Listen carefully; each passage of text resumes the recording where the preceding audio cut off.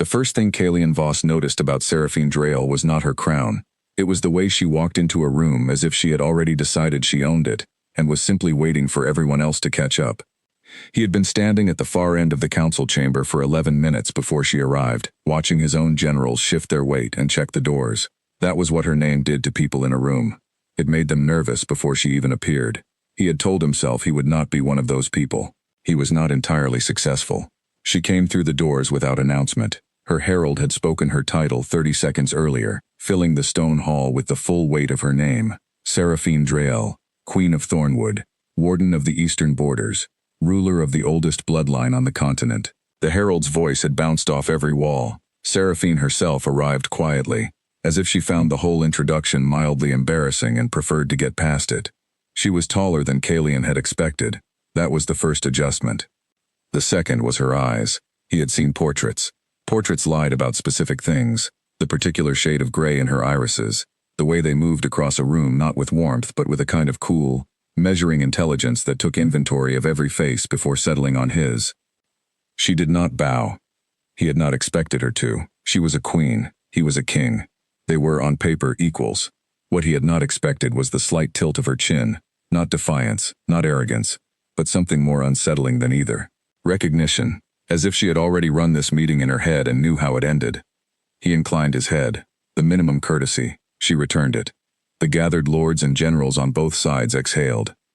That was how the summit began, not with speeches or declarations, but with two rulers measuring the precise distance between mutual respect and mutual wariness, and finding it very, very small. The citadel of Vale sat on the border between their kingdoms, like a stone held between two hands. Neutral ground, technically. In practice, it was the kind of place where neutrality had to be maintained by armed men standing at regular intervals down every corridor, half of them his and half of them hers, and none of them making eye contact with the other side. The foreign empire called Kasara had been pressing at the edges of the continent for 2 years. They did not invade in the straightforward way. They bought loyalties. They married into minor houses. They sent ambassadors who smiled with all their teeth and said nothing that could be written down as a threat. And they waited. What they were waiting for was a fracture. There had always been a fracture to wait for. The divide between the kingdom of Arden, which Kalian ruled, and the territory of Thornwood, which Seraphine had inherited at the age of 19 when her father died mid-sentence at a council table, was old enough that no one alive remembered what had started it. There were historians who argued it went back 4 generations. There were older historians who argued those historians were being conservative. What everyone agreed on was this. The two kingdoms had never gone to full war, but they had never been at peace either. They existed in the sharp space between trade disputes, border skirmishes, competing claims on river rights, a permanent low hum of tension that neither side had ever bothered to resolve, because resolving it would have required trusting the other side, and neither side had ever trusted the other side enough to start. Kasara had noticed that hum. Kasara had decided to tune it into something louder. The first 3 sessions of the summit went the way Kalian had expected. His advisors and her advisors talked past each other with great formal precision. Documents were placed on tables. Documents were countered with other documents. Old agreements were cited. Older agreements were cited in response. Everyone spoke in the measured, careful tones of people who understood that a single wrong word in a room like this could become a justification for something ugly 6 months later. Kalian sat through all of it. He was good at sitting through things. He had spent his entire reign sitting through things, absorbing information, not revealing what he intended to do with it. His generals respected him for this. His enemies, the ones who were still alive, were unnerved by it. He had the kind of stillness that made people want to fill the silence, and when they filled the silence, they revealed things. Seraphine did not fill silences. That was the third adjustment. She sat across from him at the long council table, and she listened with the same quality of attention he brought to a room. And twice in 3 days their eyes met across the table during a particularly circular argument between their respective trade advisors, and both of them had the experience of recognizing something uncomfortable. She was doing exactly what he was doing. She was watching, collecting, waiting.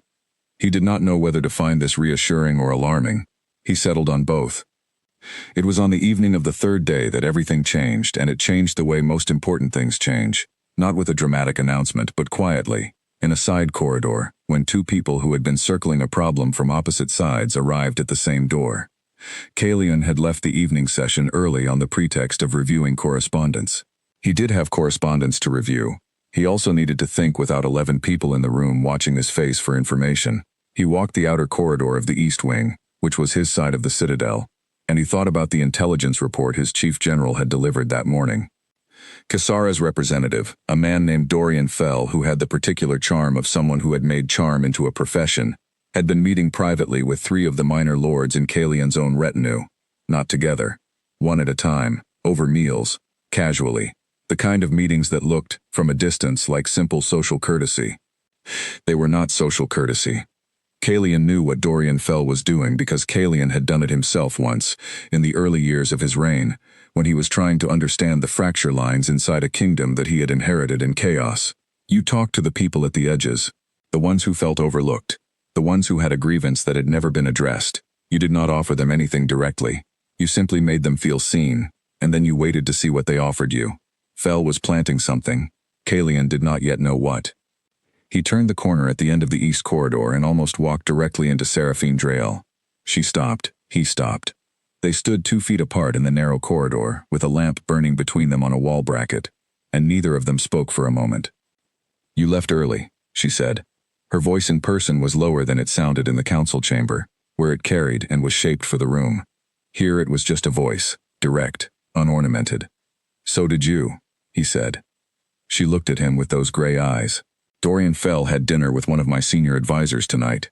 I only found out an hour ago." Kalian was quiet for a moment. "He has been meeting with mine since the day we arrived." Something shifted in her expression. It was not alarm. It was the particular expression of someone who has just confirmed a suspicion they were hoping was wrong. "Then we have a problem that is larger than the one on the table tomorrow morning." "Yes," he said. She looked at the lamp on the wall. He looked at the lamp on the wall. 2 people who had never agreed on anything in 6 years of cross-border disputes stood in a corridor at 9 in the evening and contemplated a shared problem, and the shared problem was more threatening than anything they had ever aimed at each other. "Walk with me," she said. Not a request. Not quite a command. A suggestion from someone who had already decided where they were going and was extending a professional courtesy. He walked with her. They found an empty room, a small antechamber off the main corridor, used for nothing in particular, furnished with 2 chairs and a table, and a candle someone had left burning. They went in. She closed the door. He did not comment on the fact that she closed it. Closing it was sensible. Neither of them wanted this conversation overheard. "Kisara does not want us united," she said, settling into one of the chairs without ceremony. "They have been working toward a fracture for 2 years. If they are now approaching people inside our respective delegations, they are moving from passive pressure to active interference." "Agreed," Kalian said. He took the other chair. They were facing each other now, across a small table, and the candle between them threw shadows upward across both their faces. "We came here to negotiate trade terms and water rights and border protocols," Seraphine said. "That is what everyone believes we came here to do, including Dorian Fell. And what Kisara is hoping," Kalian said, "is that we fail, publicly. That we leave this summit with less agreement than we arrived with. That the fracture between us becomes large enough for them to step into." "Yes," she folded her hands on the table. She had the hands of someone who worked, not delicate, not adorned with unnecessary rings. One signet ring on her right hand, the seal of Thornwood. That was all. "So we need to not fail, publicly." He studied her face. "What are you proposing?" "I am proposing," she said carefully, "that Kisara has spent 2 years watching 2 kingdoms that do not trust each other, and that the single thing which would most disrupt their calculation is evidence that we do." She paused. "Not just politically, not just in terms of trade agreements, something that would be harder to work around. An alliance of a personal nature," he said. "A visible one." He let that sit in the air for a moment. He thought about Dorian Fell's smile at the council table that morning. He thought about the 3 lords in his retinue who had been eating dinners with Kisara's representative, and what seeds had been planted in those dinners. He thought about what Kisara would do if they walked out of this summit empty-handed. "You understand," he said. "What you're describing would need to be convincing." "Yes. To people who know both of us. Advisors, generals, courtiers who have been watching us not trust each other for 6 years." "Yes," she said again. "That is not a simple performance." "No," she agreed, "it is not." She looked at him steadily. "But you are a king who has held a fractured kingdom together through 7 years of internal dissent and 4 border crises. And I am a queen who has governed alone since I was 19. and held land that 3 different parties spent the first 4 years of my reign trying to take from me. She let that stand. I think we are both capable of a convincing performance. He thought about this. He was a man who did not make decisions in front of people if he could help it, not because he was slow, but because he had learned that showing the moment of decision gave people information about how you thought. He usually made decisions in private and delivered them finished. She was watching him with the patience of someone who understood exactly what he was doing and was not going to hurry him. Terms, he said. Her eyebrows moved slightly. You want to negotiate terms, don't you? A pause. The candle moved between them. Yes, she said, and something in her voice held what might, in a different situation, have been dry amusement. I do. They talked for 2 hours. They were both, it turned out, extremely good at this. At taking an idea and mapping its edges, identifying the points of failure, building in safeguards. It was almost pleasant, in the way that working with someone who was genuinely capable was pleasant, even when you did not like them and did not entirely trust them. Public appearances together, yes. A minimum of 3 per week in view of the combined court. Formal proximity at council sessions. 1 shared meal per day, evening, visible. Physical contact, the minimum required to be believable. A hand on a shoulder. Proximity at entrances. Nothing that required either of them to perform something they had not agreed to. Information sharing. Only what was necessary to coordinate the performance. Their actual negotiations, their actual intelligence, their actual strategic plans, those remained their own. Duration, 6 months. Long enough for Kisara to believe it and recalculate. Short enough that neither court would develop expectations that could not be walked back. Exit, clean. Mutual agreement at the end of the period that circumstances had changed and the relationship had concluded with respect. No fault on either side. The trade agreements they would actually negotiate during the 6 months would stand. Those were real. The rest would end. They shook hands at the end of it. His hand was larger than hers. Hers had a small scar across the knuckle of the index finger, white and old, from something she had never mentioned and he did not ask about. One more thing, she said, as he moved to stand. He waited. If either of us decides to end it early, she said, we give the other 2 weeks' notice, not because of the performance, because we'll have logistics to untangle, and 2 weeks is the minimum that is workable. Agreed, he said. She stood, straightened. She was, he noticed again, almost exactly his height. There was something mildly disconcerting about standing at eye level with someone you had spent 6 years looking across a negotiating table at. Then we begin tomorrow, she said. Tomorrow, he said. She opened the door. The corridor outside was empty, which was either coincidence or luck or the fact that it was nearly midnight and every sensible person in the Citadel had gone to bed. She walked back toward her wing. He walked back toward his. They did not look back. In his room, sitting at his writing desk with the correspondence he had pretended to be reviewing, Kalian held the moment very still in his mind. He had agreed to something he had never agreed to before. A performance, yes, but also a proximity. 6 months of proximity. With a woman who was, on paper, his oldest rival, and in practice the only person he had spoken to in 3 days, who did not require him to explain what he was thinking before he finished thinking it. He picked up his pen. He had letters to write. Real ones. His chief of intelligence needed to know that Dorian Fell had been working the room more aggressively than they had understood, and needed to know it without knowing why Kalian now knew it. He wrote for an hour. Then he set down the pen and looked at the wall for a while. Then he went to sleep. Across the Citadel, in her wing, behind her closed door, Seraphine Drael stood at her window and looked at the dark garden below. She had not expected the meeting. She had not expected the corridor. She had not expected him to be so quick. She had expected to have to spend 15 minutes explaining the logic to him before he arrived at what she had already arrived at. He had arrived at it in 3 sentences. She filed that information carefully, not as comfort, as data. She was not here to be comfortable. She was here to protect Thornwood. Everything she did in this Citadel, every word spoken, every agreement signed, every evening meal in view of 2 courts who were watching everything, served that purpose and no other. She told herself this clearly, the way she told herself clear things, in the specific inner voice she used for decisions. Then she went to sleep. The next morning, Kalian Voss walked into the council chamber, crossed the room to where Seraphine Drael was already seated, and set his hand briefly on the back of her chair as he passed. A small gesture. Familiar. The kind of gesture that required a certain level of ease between 2 people. Every eye in the room registered it. He took his seat. She continued reading the document in front of her. She did not look up, but the corner of her mouth moved, almost imperceptibly, in a way that no one in the room could quite read. It had begun. Dorian Fell, seated 3 chairs down on the observer's bench, noticed the gesture. He was very good at noticing things. He looked at his own document and made a small internal note. He would need to revise his report.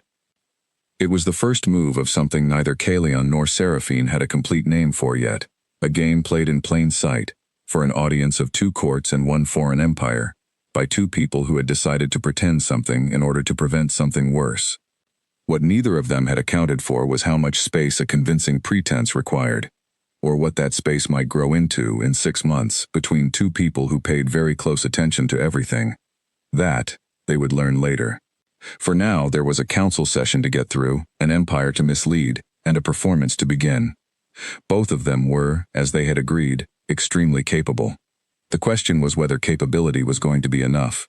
The terms they had agreed on the night before were clear. Both of them had made sure of that. Seraphine had always believed that the only agreements worth keeping were the ones where every party understood exactly what they were signing and what they were not signing. Vague language in a contract was an invitation for people to disagree later about what the contract meant. She did not do vague. So the terms were specific. And the first full day under those terms was, by her own measurement, a moderate success. The hand on the chair had landed precisely as intended. She had felt the room shift without looking up, which meant the room had shifted, which meant the performance had begun on the right note. Not dramatic, not obvious, just a small seam of familiarity in a room where familiarity between them had never previously existed. She spent the morning session reviewing the water rights documentation, which was, genuinely, a mess. 3 different survey teams had produced 3 different measurements of the river boundary over the past 40 years, and all 3 surveys had been commissioned by people with a financial interest in a particular outcome, and the result was that the formal record contained 3 mutually contradictory versions of where the border actually sat. It was the kind of problem she found strangely satisfying, complex, dense with detail, solvable, if you were willing to go back to the original physical geography and ignore every document that someone with an agenda had produced. The survey from 40 years ago is the only one worth keeping, she said, during the afternoon session, pushing the other 2 documents to one side of the table. These 2 are unreliable. Kalian's senior land advisor, a careful man named Aldrich, looked like he wanted to object but wasn't certain on what grounds. The second survey was commissioned by the Crown of Arden, he said. I know who commissioned it, Seraphine said, without inflection. That's why it's unreliable. From across the table, she felt rather than saw Kalian's expression shift. When she glanced at him, he had the look of someone who was controlling an entirely inappropriate response. Not offense, the opposite of offense. Aldrich, Kalian said, in a tone she was learning to recognize as the one he used when he was steering someone gently away from a fight they were going to lose. Review the original survey, and tell me if you find any methodology issues. He looked at Seraphine. If the methodology is sound, we use it. Aldrich nodded and retreated into his documents. Seraphine made no comment, but she adjusted her estimate of Kalian Voss by a small degree in a specific direction.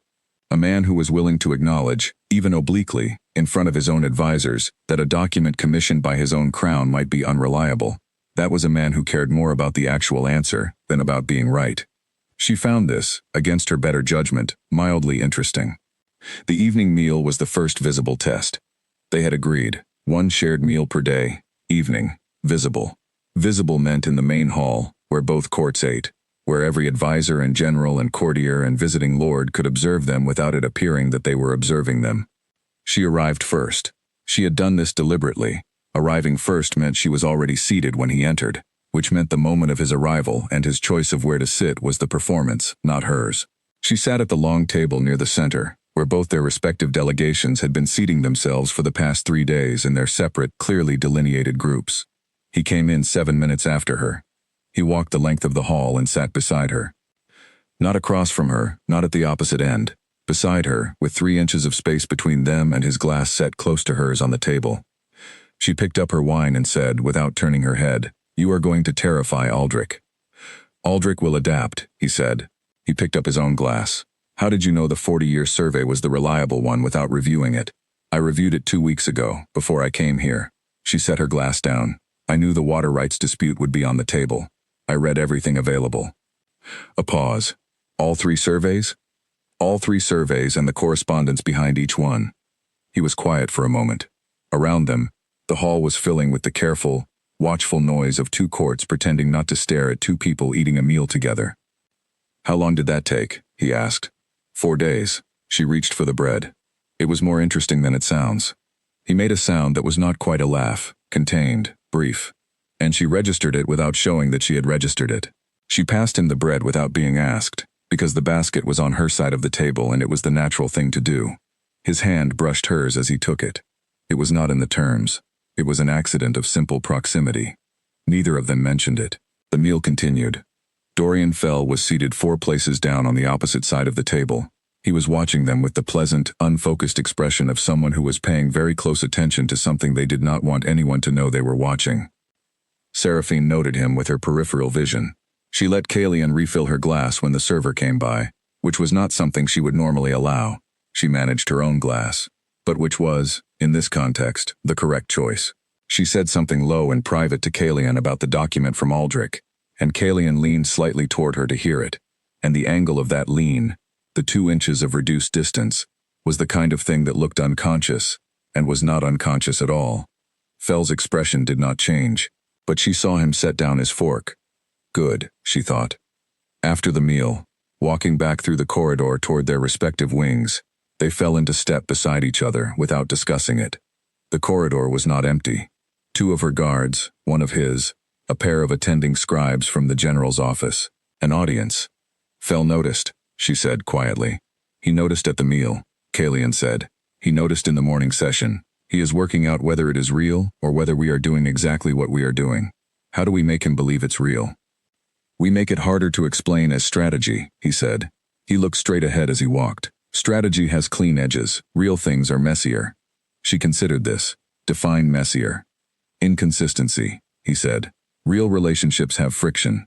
Moments of disagreement in public. Small tensions. If we are uniformly pleasant and coordinated every moment, it reads as performance.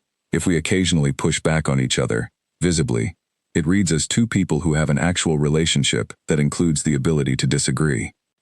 She thought about the morning session, about her comment on the Arden survey, about the way he had handled it. "You mean things like this morning," she said. He glanced at her. "Yes, exactly like this morning." She nodded slowly. "That I can manage." "I assumed," he said. They reached the junction where the east and west wings divided. Her guards turned west, his turned east. "I am going to tell my senior advisor tomorrow that I have developed a degree of trust in your judgment," she said, standing at the junction. "He will be confused and concerned, and will spend 3 days watching you very carefully."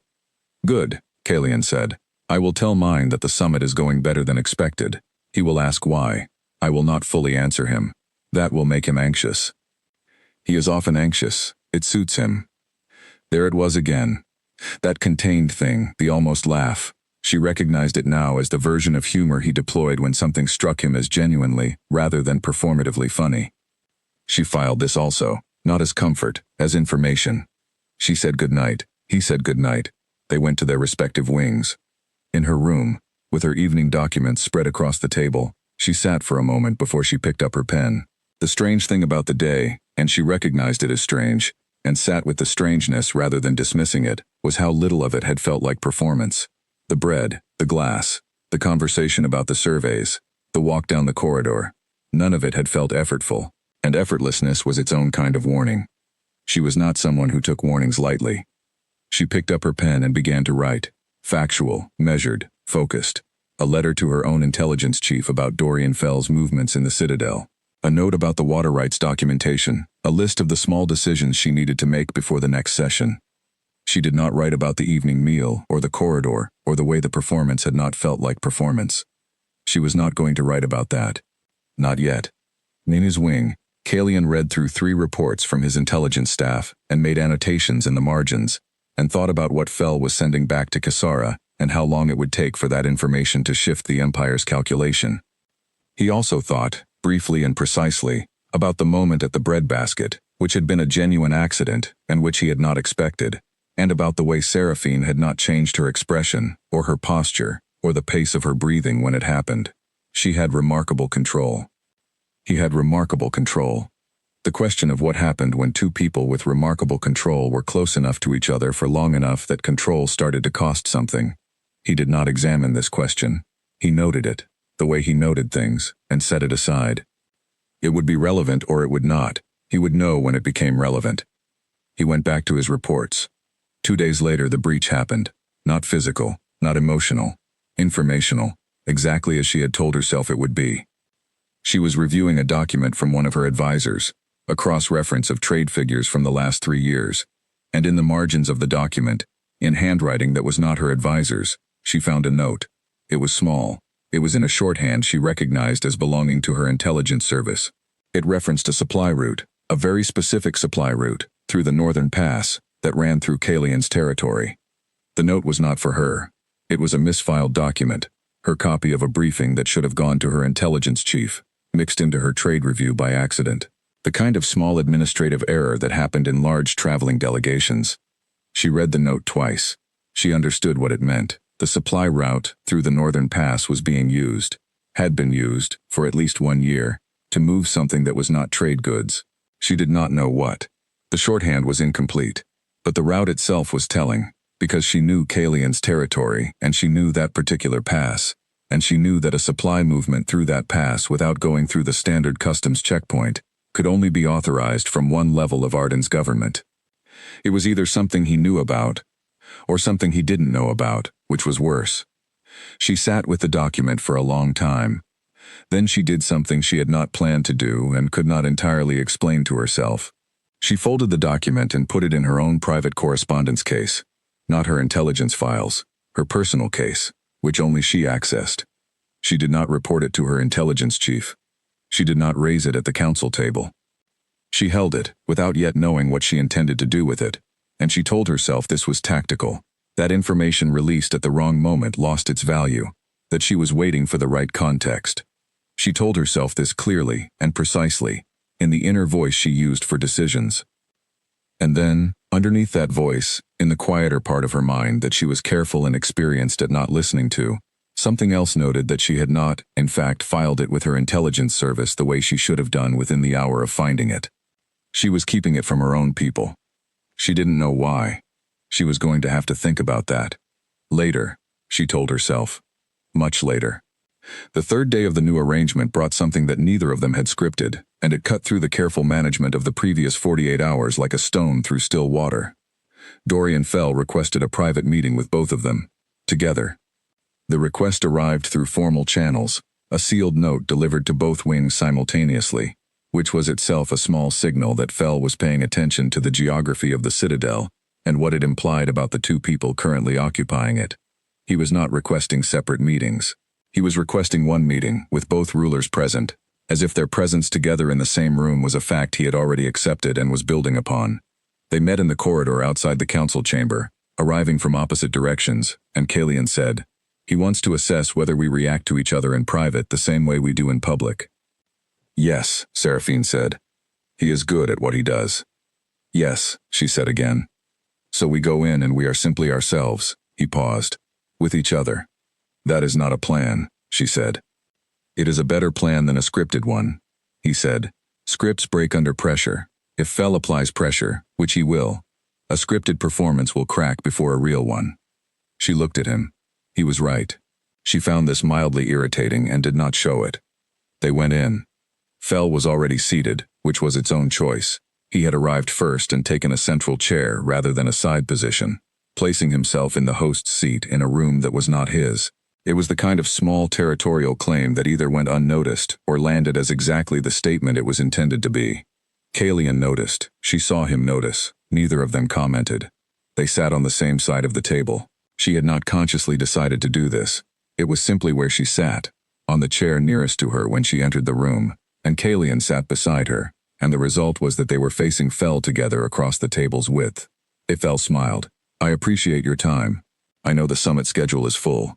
"It is," Kalian said. "Neutral. Waiting." Fell looked at them both with the pleasant, attentive expression of someone who was performing pleasantness the same way they were performing everything else. Professional courtesy between professionals. "Kasara has a deep respect for both your kingdoms," Fell began. "We have watched with great interest as the summit has progressed. The news of the developing alignment between Arden and Thornwood has reached us. Naturally, we are curious about the nature of that alignment. and what it might mean for regional relationships going forward. Seraphine said nothing. She let Kalian answer, not because she was deferring to him but because she wanted to observe how Fel responded to Kalian's manner, what he was testing for. The nature of any alignment between Arden and Thornwood, Kalian said, pleasantly, is a matter for Arden and Thornwood. He did not add anything. He simply looked at Fel. Fel's smile did not waver. Of course. I raise it only because Kasara values stability in the region. Any development that reduces the risk of conflict between neighboring kingdoms is something we welcome. Kasara has been, in our observation, very interested in regional stability, Seraphine said. Her voice was even, informational, particularly in its relationship to the trade routes through the eastern passes. A very small pause. Trade is the foundation of any stable region, Fel said. It is, she agreed.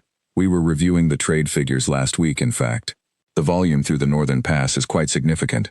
She let this sit. She did not add anything. She watched Fel's face with the quality of attention she brought to a problem she had already partially solved. Something moved, briefly, in Fel's expression. Something that reset itself in less than a second but had not been there before she spoke. He knew about the pass. She did not look at Kalian. She could feel, without looking, that he had registered the same thing. The meeting lasted 22 more minutes. It did not go anywhere important by Fel's intention. He was gathering, not offering. What he came away with, she was certain, was a picture of two people who were comfortable with each other in a private setting in ways that had not been visible 2 weeks ago. Whether that picture was enough to shift Kasara's plans, she didn't yet know. What she did know was that she had used information from the misfiled document, the Northern Pass, in front of Fel without thinking about it consciously. The knowledge had simply been there, part of what she knew, and she had deployed it. Walking back to her wing, she thought about this. She had used Kalian's private intelligence, information she had obtained by accident and not disclosed, as a weapon in a conversation she'd had on his behalf. She needed to decide what that meant. But the court sessions were moving fast now, and the logistics of the performance were occupying the margins of every day, and she told herself she would decide later. There was also the matter of Lady Vera.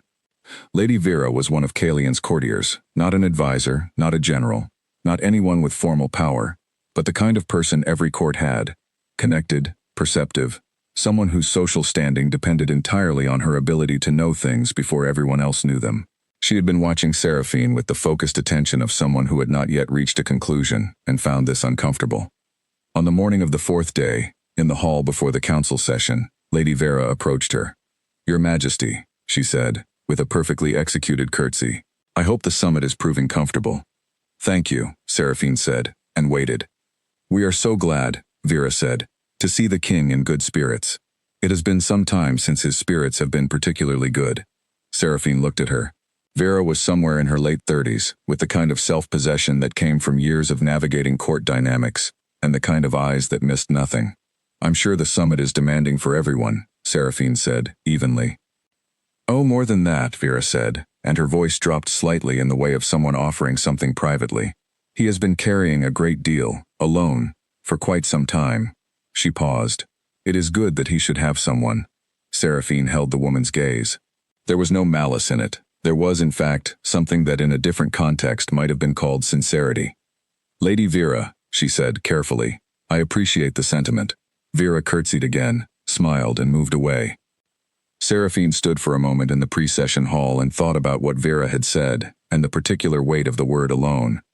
She did not know what Kalian carried, or how long he had been carrying it. That was not part of the arrangement. That was not information she had asked for, and he had not offered it, and she should not want it. She went into the council session and opened her documents. The morning was a working morning, real work, the kind that would actually matter when they left the Citadel. The water rights documentation, the tariff schedules, the border patrol coordination protocols that had been informal for years and needed to be made formal so they could stop being argued over every time a minor incident occurred. Kalian had an opinion on the patrol protocols that was different from hers in one specific area, the zone of authority at the junction of 3 territorial claims where the river bent northeast. His position was that patrol authority in that zone should default to whichever kingdom had deployed the largest number of guards. Her position was that a defined rotation schedule prevented exactly the kind of argument that this protocol was supposed to solve, because the kingdom with the largest deployment on any given day would always claim authority and the other would always dispute it. She said this, plainly, in the session. "That is a reasonable concern," Kalian said. He did not say it the way people said it when they meant the opposite. He said it the way he said things he meant. What rotation interval would you propose? Quarterly, she said, with the specific dates agreed a year in advance and logged with both courts. Quarterly adjustment is workable, he said, provided the logged dates are binding and not subject to unilateral revision. Agreed, she said. Aldrich looked between them with the expression of a man who had braced for an argument and was not sure what had happened instead. The protocol was drafted before midday. It was the first genuinely productive outcome of the summit. Real, formal, durable. The kind of thing that would reduce 3 or 4 incidents of cross-border friction per year for as long as both kingdoms honored it. They signed it separately, as was protocol, with their respective seals. But the drafting had been collaborative in a way that the previous 6 years of cross-border negotiation had never managed to be. And when the document was set aside with the notation that it would be formally ratified by both courts within 60 days, there was a quiet in the room that felt different from the quiet of a session that had simply ended. It felt like something that had been tightly wound for a long time had loosened, just slightly. Seraphine gathered her documents. At the door, Kalian fell into step beside her, not because they had arranged it, but because they were both leaving, and the door was the same door. "Good morning," he said, which was an odd thing to say at the end of the morning session, and which she understood to mean, "That went well." "Yes," she said, which was an odd reply, and which he understood to mean the same thing. They walked into the corridor. She was thinking about the misfiled document, still in her private correspondence case. She was thinking about Fell's expression when she mentioned the Northern Pass. She was thinking about Lady Vera's voice dropping when she said alone. She was also thinking, in the separate and carefully maintained part of her mind, that she did not fully examine, that she had spent the entire morning session aware of exactly where in the room Kalian Voss was at any given moment, the way you were aware of a fire in a room, not looking at it directly, but always knowing its position. She was going to have to think about that. Later, she told herself. Much later. The evening of the 4th day, after the formal meal and the careful performance of it, she went back to her room and took the misfiled document out of her private correspondence case. She read it again. Then she made a decision. Not a comfortable one. The right one. She wrote a short note, sealed it, and gave it to her own guard with instructions to deliver it to the king's quarters that night. Not urgent, no request for a meeting. Just a note, with the document folded inside it. The note said 3 sentences. "This came to me by accident. I am telling you because you should know. I will not raise it in session unless you ask me to." She had been carrying information that belonged to him, without telling him, for 2 days. She was not going to carry it any longer. She did not examine why this decision felt important in a way that went beyond strategy. She went to sleep. In his quarters, at nearly midnight, Kalian read her note. He unfolded the document. He read it. He sat with it for a very long time. Then he thought about the fact that she had found it, recognized it, held it for 2 days, and then given it back instead of using it. He thought about what most people would have done with information like that. What he might have done, in the early years of his reign, before he had learned that the value of a long-term relationship was almost always greater than the value of a single tactical advantage. He wrote a reply. It was also 3 sentences. "Thank you. There is more to it, when you have time." He sealed it and sent it back. The correspondence passed between 2 sets of guards in a corridor at midnight, in a citadel on a neutral border, between 2 people who had agreed to perform a relationship and were, without having discussed it, beginning to conduct themselves as if it were something else. Neither of them was ready to name what that something else was. But it was there, between the notes, in the white space between the sentences.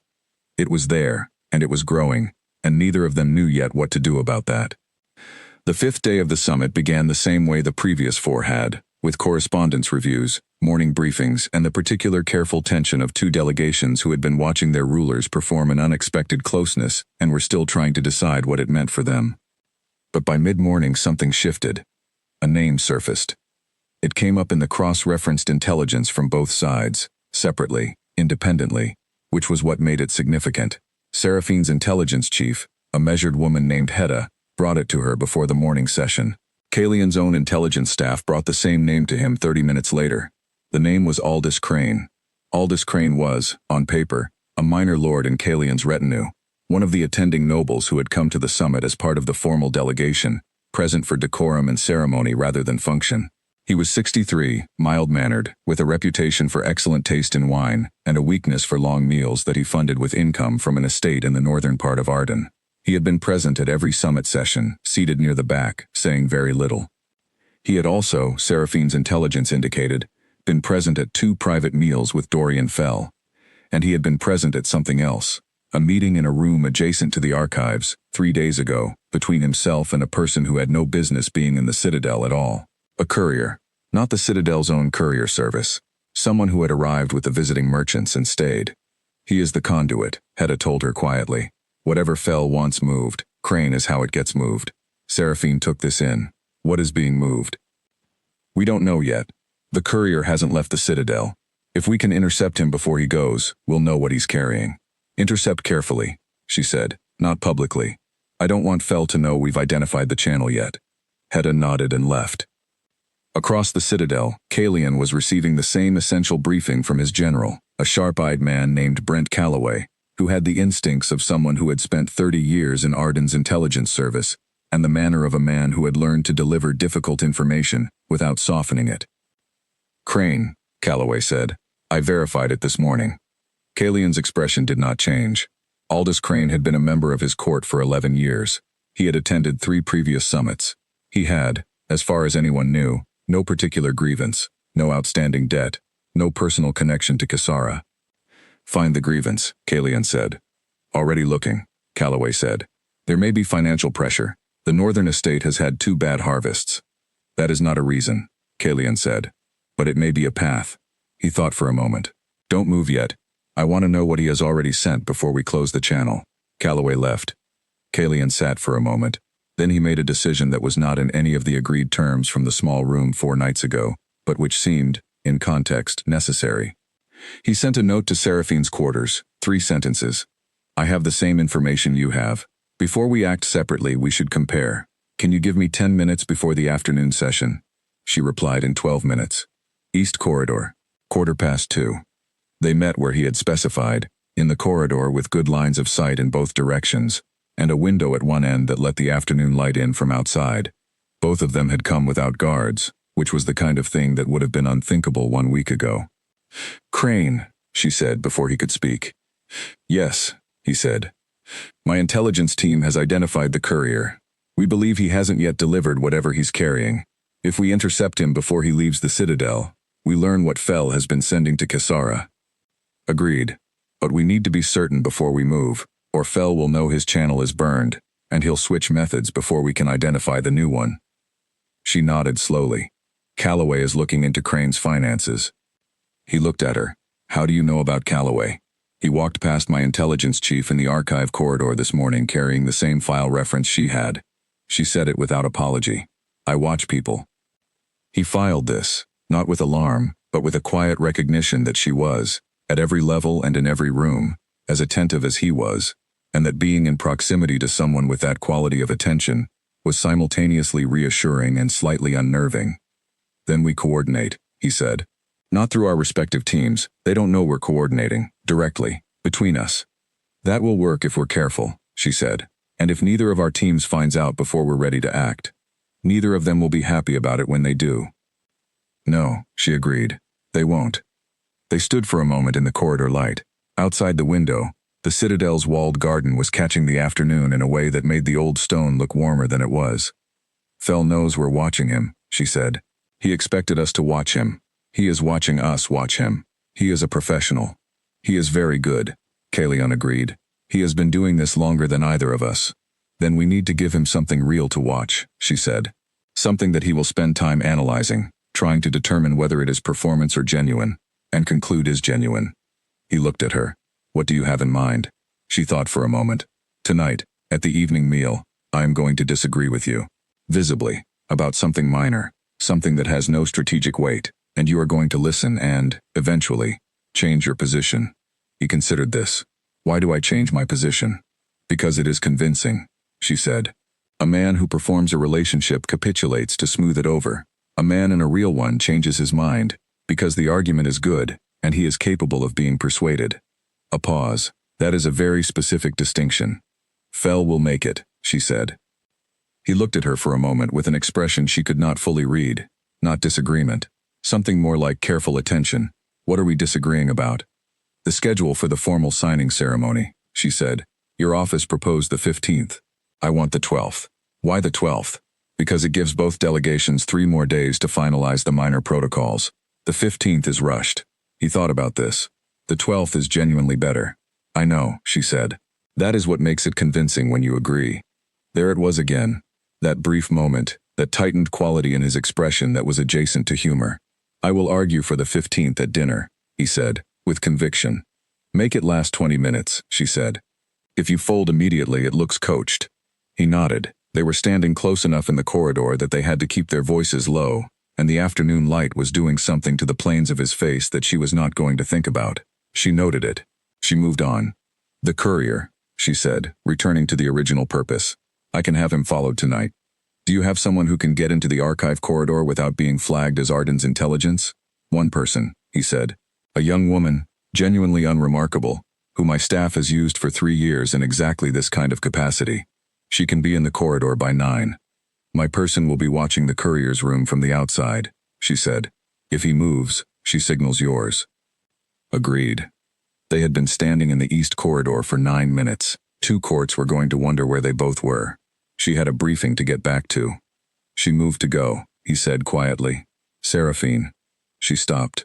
He had not used her name before. He had used her title in public and her implicit identity in private, but not her name, not like this, low and certain and without decoration. She turned. Thank you, he said, for the document. He said it simply. It was not a performance. The corridor was empty. You didn't have to give it back. I know, she said. She walked away. She did not look back. She was not the kind of person who looked back. But she heard, in the quality of the silence he left behind her as she went, something that she was not ready to examine. Something that had nothing to do with Dorian Fell or Aldous Crane or the water rights protocols or any of the clean, manageable things that were supposed to be the contents of these 6 months. She walked back to her briefing. She was professional and focused and excellent at everything that was required of her. And in the quieter part of her mind, the part she had been carefully not listening to for 5 days now, something made a small note. She was going to have to listen to that part eventually. She was not going to enjoy it. The evening meal went exactly as they had designed it, and watching it work was like watching a mechanism that had been precisely calibrated. Every gear turn producing the intended effect, every component in its right position. Kalian argued for the 15th with the particular energy of someone who had a reason they cared about. He presented the scheduling consideration with the language of a man who had already thought this through.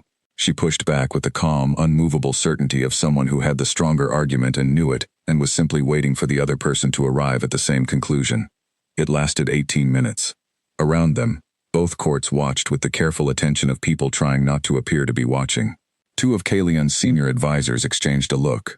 Seraphine's own general, a steady man named Owen Brierly, tracked the conversation with the focused expression of a professional assessing something he had not seen before.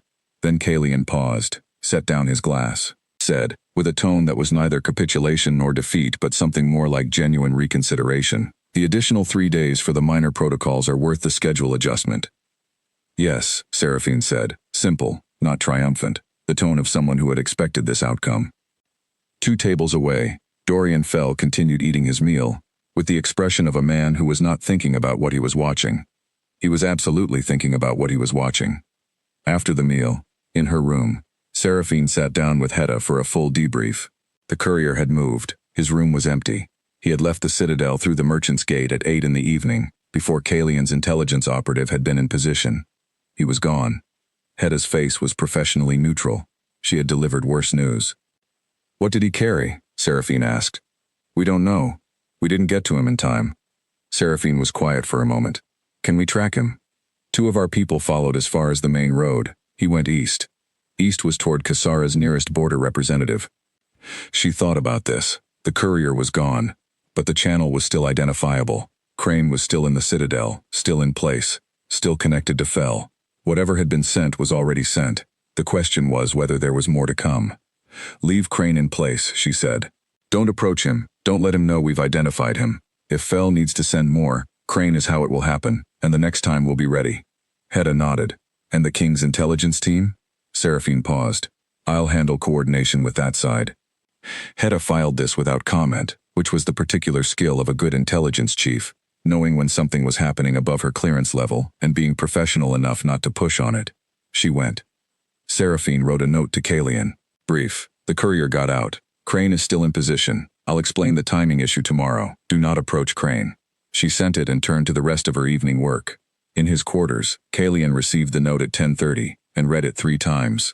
He thought about the courier. He thought about what had been sent and what it might contain. He thought about the timing. 9 o'clock, the Merchant's Gate, the window between when both teams should have been in position. He wrote back, understood, tomorrow, and added a single additional line, which he almost crossed out, and decided not to. The dinner argument was convincing. Your read on Fell was exactly right. He sent it. She received it at 11 and sat with it longer than was necessary. The compliment was operational. It was about the performance, about the strategy, about the correct assessment of their shared objective. That was what it was. She folded the note and set it in her personal correspondence case. Not the intelligence files. The personal case. She did not examine why she put it there. She went to bed. The following morning brought something new. News arrived from outside the Citadel, a report from Kalion's border office, forwarded through his general staff, that a Kassaran military unit had moved into position along the southern edge of his kingdom's border. Not an invasion, not a formal encroachment. The kind of movement that looked, from a distance, like a military exercise, and which would be extremely difficult to classify as anything else unless you were sitting very close to it. It was pressure. A squeeze. The kind of thing designed to draw attention and resources southward, to create anxiety in the home court, to give Kalion a reason to leave the summit early and attend to something at home. He received the report at breakfast and said nothing to anyone. At the morning session he was focused and present and gave no indication that anything had changed. She noticed. She noticed because she had been observing him every morning for a week, and the morning sessions had a particular quality when he was operating without concern. A kind of expansive patience, a willingness to let things develop at their natural pace. Today, underneath the patience, something was compressed. After the session, in the corridor outside, she fell into step beside him without arrangement and said, quietly, "What happened?" He glanced at her. Border movement, south. Kassara. Certainly Kassara. She walked beside him for a moment. They want you to leave. Yes.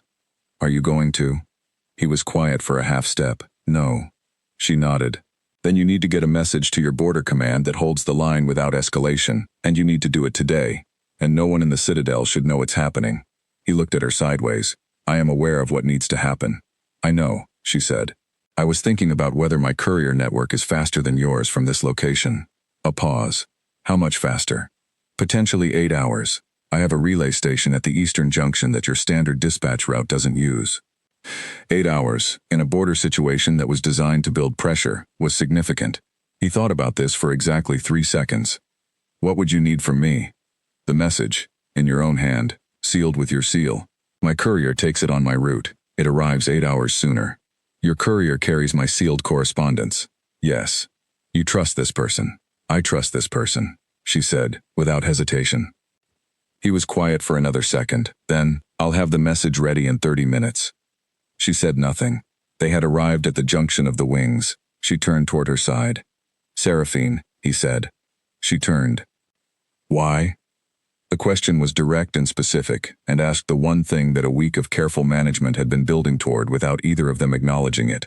Why are you helping me with something that is not part of our arrangement? She looked at him. She thought about the misfiled document and the 3-sentence note, and the dinner argument, and the courier who had slipped through, and the note she had put in her personal correspondence case instead of her intelligence files. Because we are better at this together than separately, Thien said, and your southern border is not a problem that ends with you if Kassara succeeds in pulling you out of here. It was the true answer. It was also not the complete answer. He looked at her for a moment with those steady dark eyes. He did not push on the incompleteness. He was, she had come to understand, a man who knew the difference between an answer that was true and an answer that was whole, and who was capable of waiting.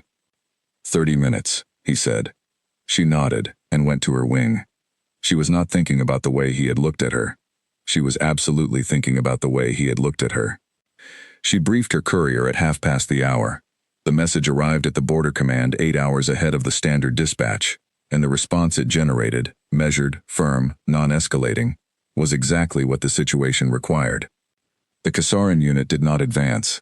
It also did not withdraw. It simply held its position, like a held breath, like a threat that had decided to remain a possibility rather than become a fact. Waiting.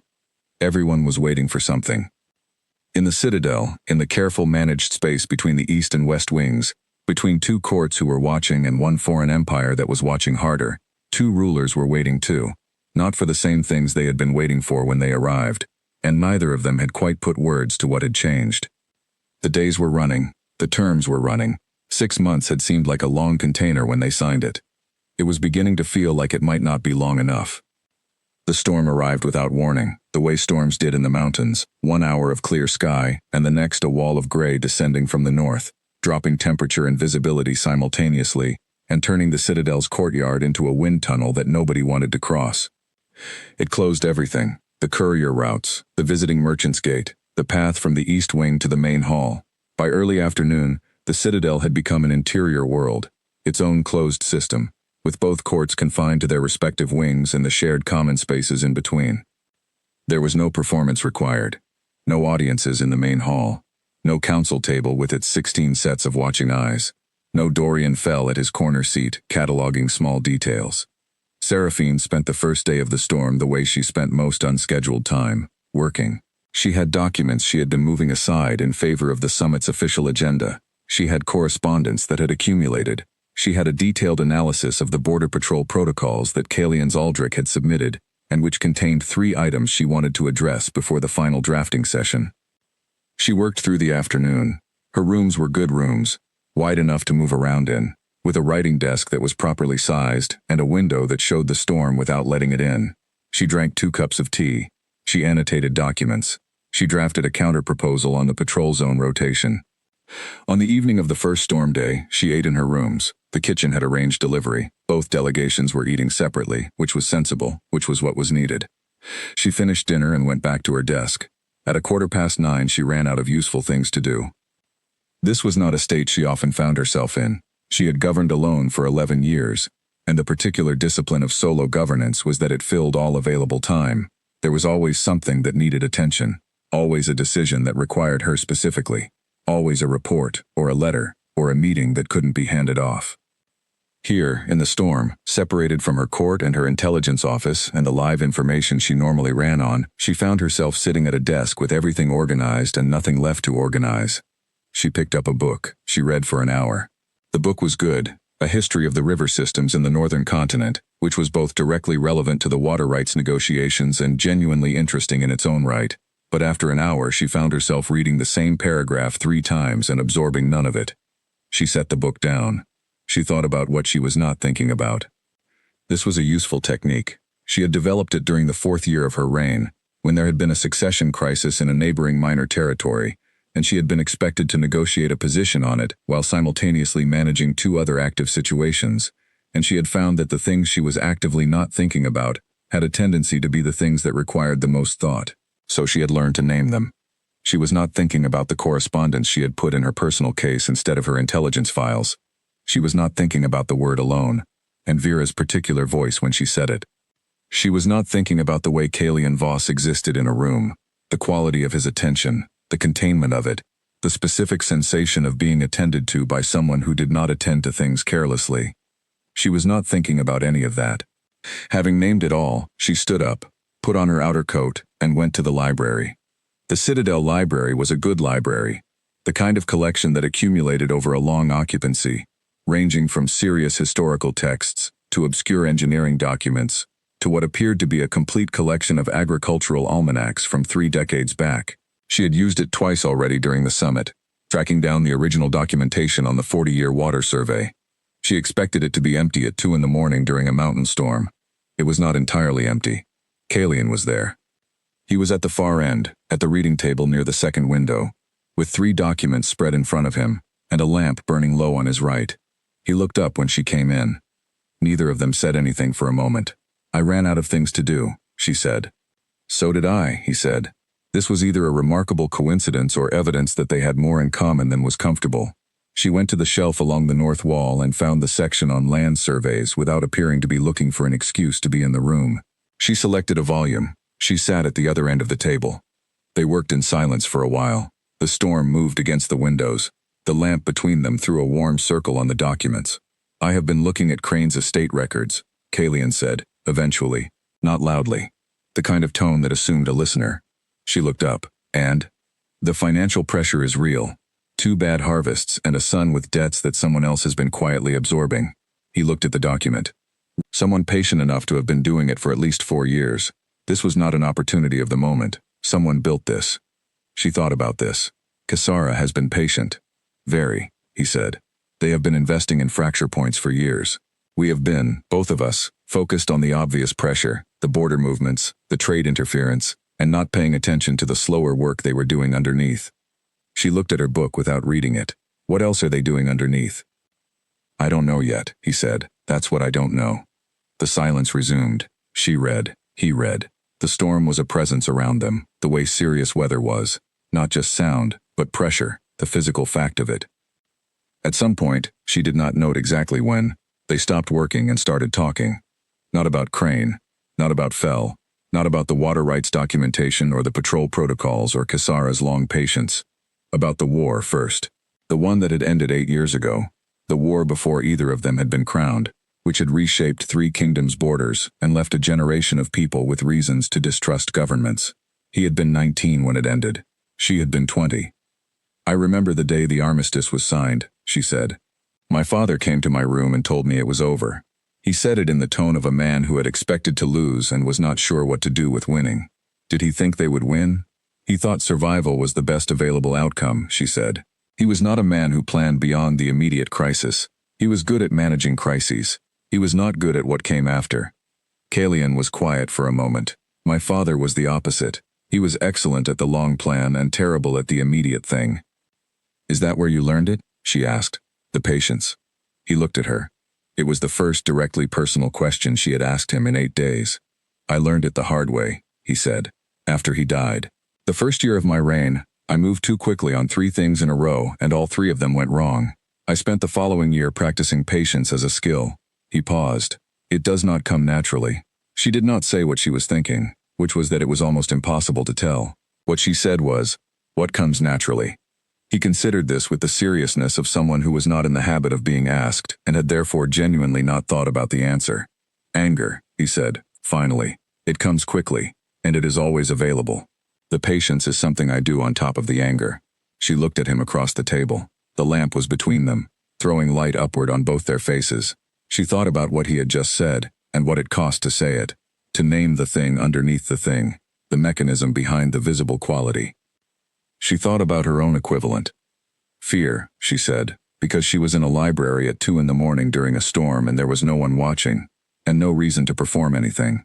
What comes naturally for me is fear. The calm is what I do on top of it. He looked at her. She looked at him. Neither of them had said this to anyone, she was fairly certain. It was not the kind of thing you said to advisors or generals or courtiers or the people who managed the running of your kingdom and needed to believe that you were, fundamentally, sure of yourself. They sat with it. The lamp moved slightly. The storm pressed at the windows. Somewhere in the citadel a door closed. My father used to say, she said, after a while, that courage and fear were not opposites. That only frightened people were ever genuinely brave, because you had to feel something to move through it. She looked at her book. I thought he was just trying to make me feel better about being a frightened child. Maybe he was, Kalian said. That doesn't mean he was wrong. They were silent again, not uncomfortably. The particular silence of 2 people who have said something real and are allowing it to simply exist in the room without covering it over.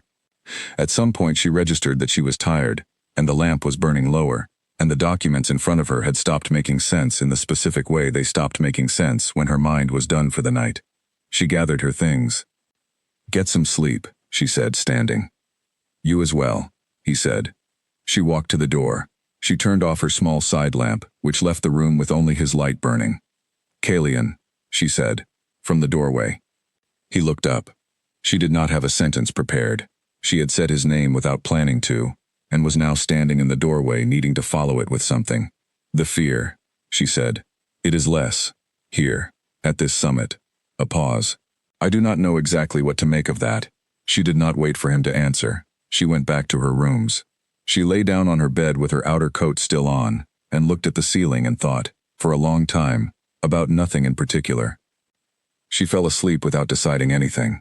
The next morning they were both at the breakfast table before any of the staff arrived. They looked at each other across the empty room. He had clearly also slept in his clothes. She had not changed either. He poured 2 cups of tea, set one in front of the chair across from his. She sat down and took it. They drank their tea. The storm was still outside. The citadel was still quiet. Neither of them spoke. They did not need to. That was the thing she noticed, sitting there in the early quiet of the 3rd storm morning with her tea and the window showing gray and the man across the table looking at his cup. They did not need to fill the silence between them. It was not an absence.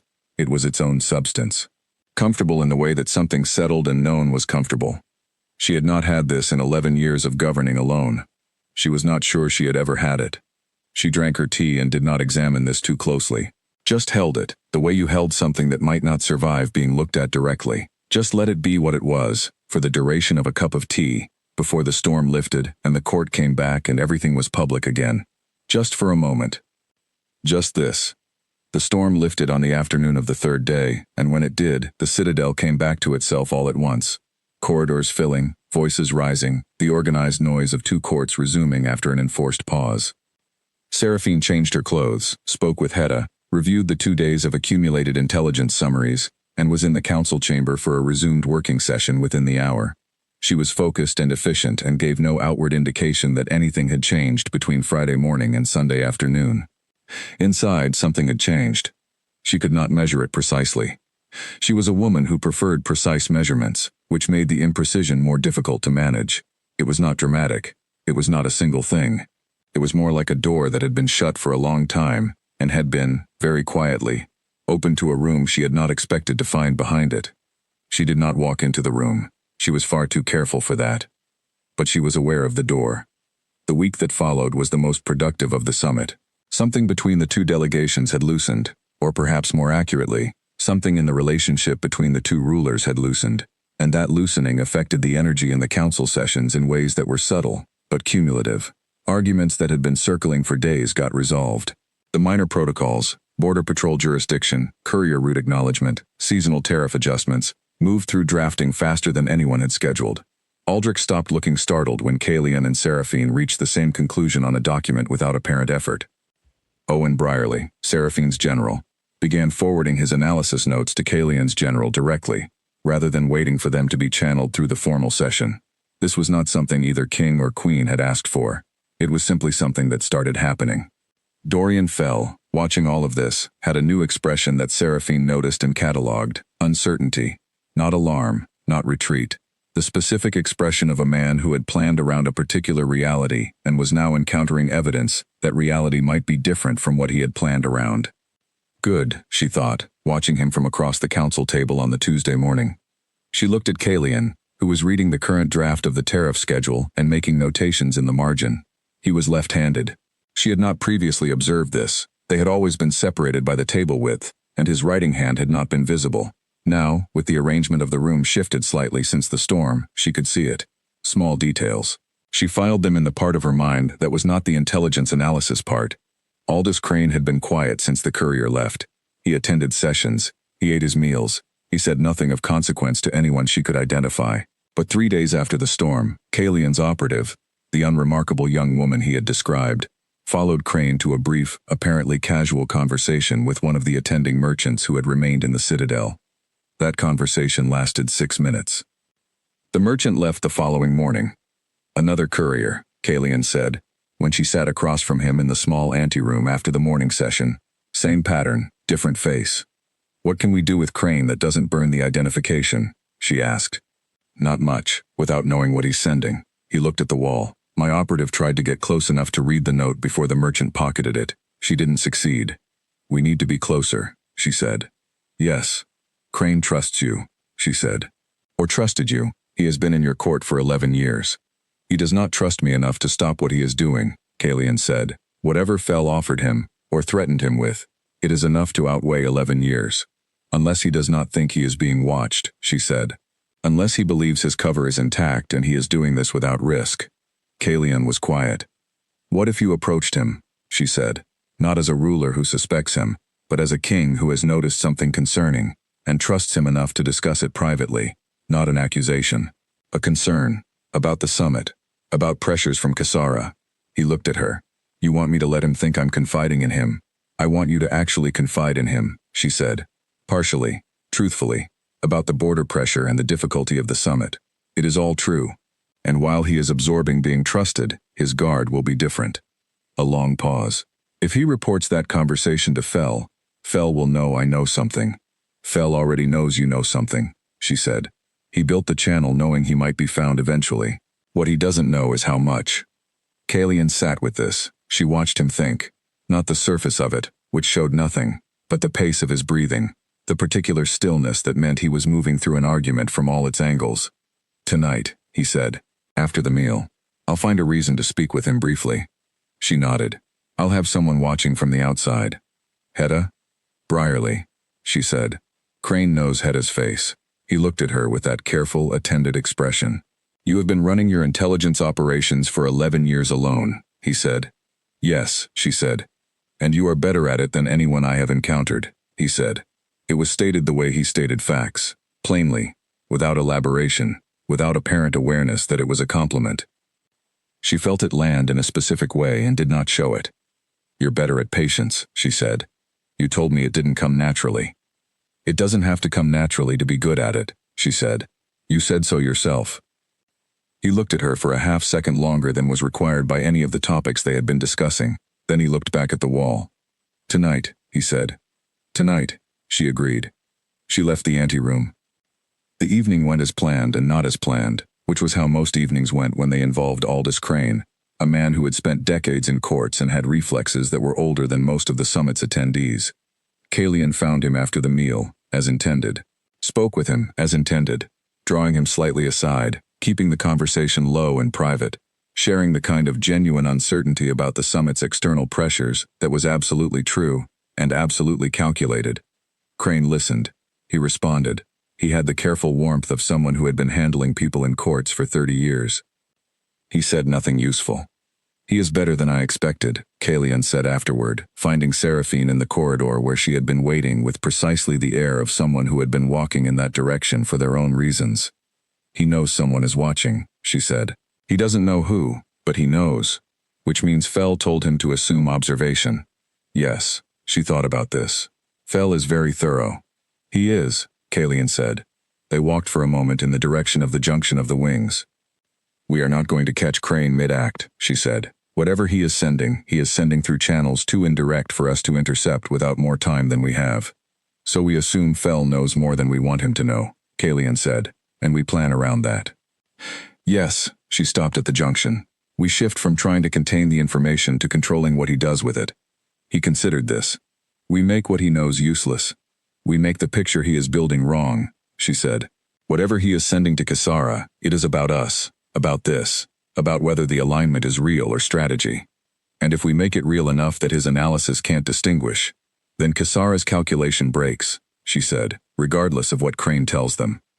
He was looking at her, not with the performance expression, not the slight, public warmth they deployed in the main hall, something different, something that was simply attention, direct and unmediated, in a corridor at night with no one around. What you're describing, he said, requires something more than what we agreed. Yes, she said. Something that cannot be walked back the same way the terms can be walked back.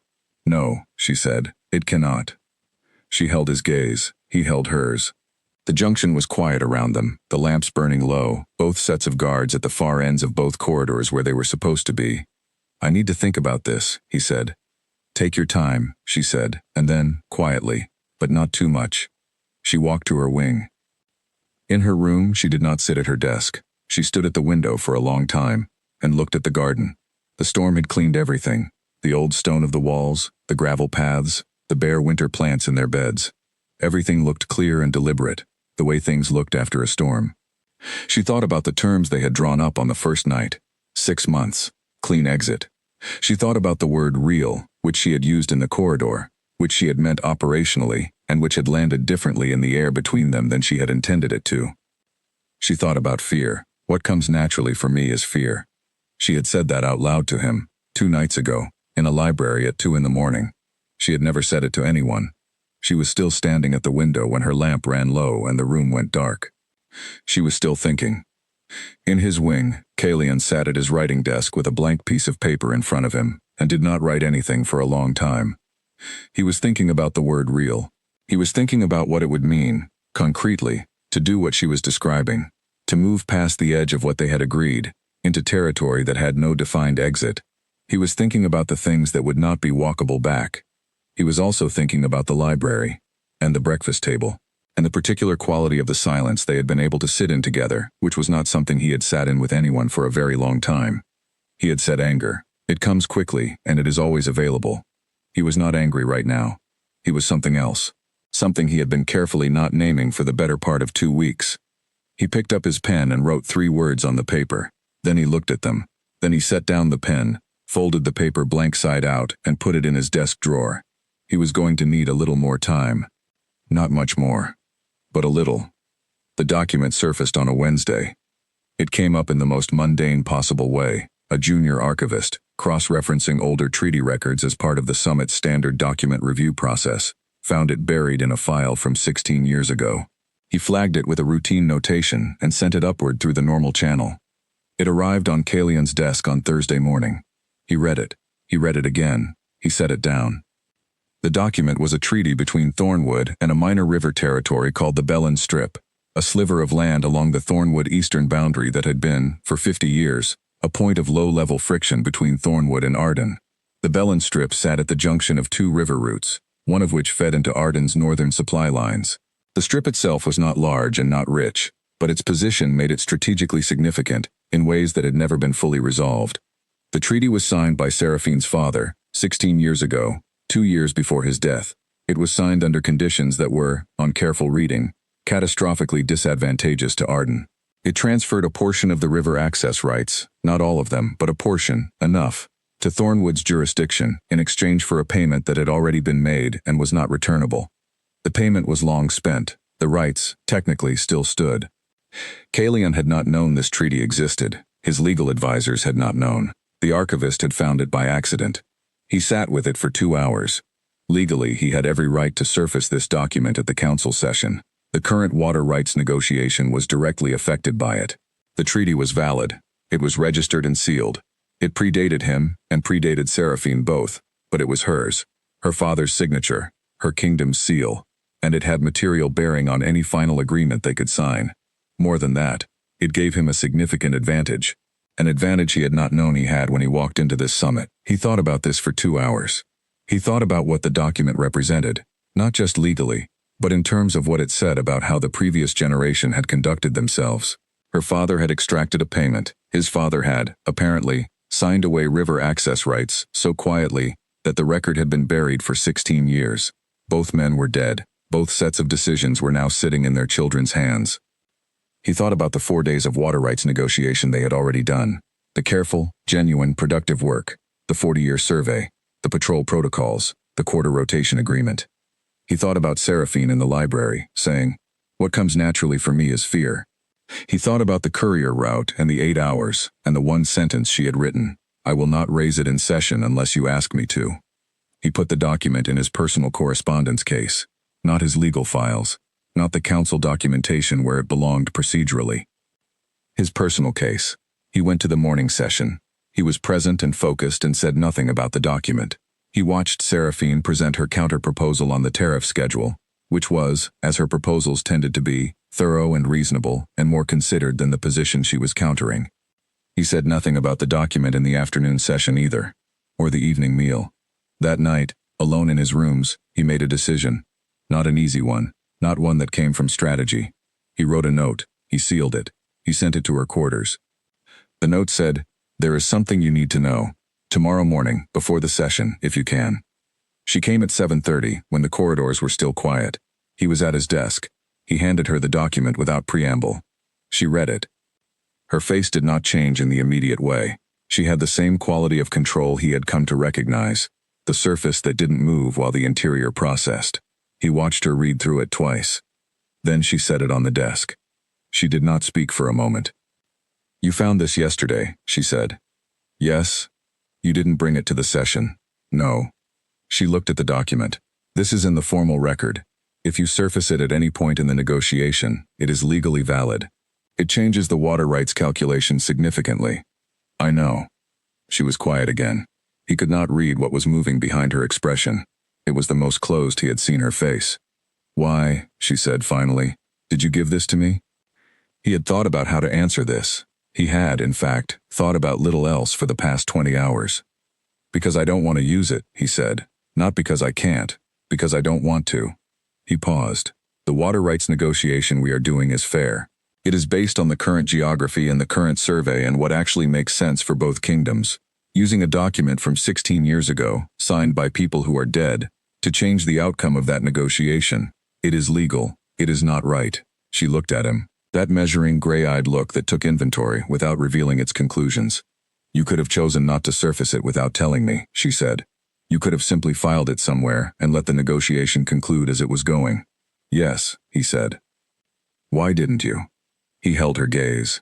"Because you gave me back the document about the Northern Pass," he said, "instead of using it. And I understood then what that meant." The room was very quiet. She reached for the document. She picked it up. She looked at it for a long moment. Her father's handwriting on the heading, the old Thornwood seal at the bottom, 16 years of settled decisions, suddenly visible in a way they had never been. Then she stood up. He was not sure what she was going to do. He watched her process, the tight, contained movement of someone managing something significant at speed. She walked out of his room. He did not go after her. He sat at his desk and waited. He did not know what he was waiting for. He had done the thing, and the thing was done, and whatever she did with it now was hers to decide. 40 minutes later, she came back. She was carrying the document. She had added something to it, a notation in the margin, in her own hand, with her own seal pressed into it in red. She set it on his desk. He read the notation.